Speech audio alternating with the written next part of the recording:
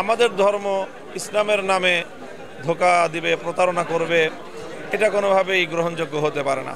মুসলমানদের ঈমান ইসলামকে রক্ষা করার একটা গুরুত্বপূর্ণ বিষয়, সেটি হলো যে কাদিয়ানি ধর্মমতাবলম্বী যারা বাংলাদেশে, যারা আহমদিয়া সম্প্রদায় হিসাবে মুসলমানদের মধ্যে পরিচয় দিয়ে, নিজেদেরকে আহমদিয়া মুসলিম বলে পরিচয় দিয়ে এবং ইসলামের বিভিন্ন পরিভাষা ব্যবহার করে তারা ধর্মপ্রাণ সাধারণ মুসলমানদেরকে বিভ্রান্ত করে।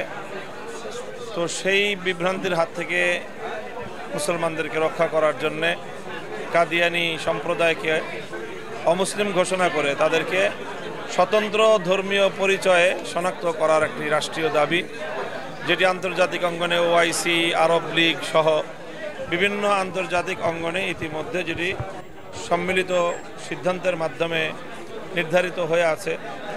তো সেই বিষয়টি বাংলাদেশে যেন রাষ্ট্রীয়ভাবে কার্যকর করা হয় এবং সরকারিভাবে সেটার একটা ঘোষণা প্রদান করা হয়।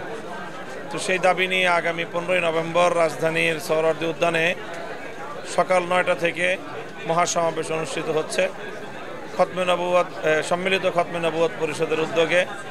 এতে দেশ বিদেশ থেকে অনেক বড় বড় ইসলামিক স্কলার, রাজনৈতিক নেতৃবৃন্দ উপস্থিত হবেন, আন্তর্জাতিক অঙ্গনের প্রতিনিধিত্ব থাকবে। তো এই মহাসমাবেশকে সফলকাম করার জন্য আজকে সংবাদ সম্মেলনের মাধ্যমে জাতির কাছে এই বার্তা পৌঁছে দেওয়া হলো।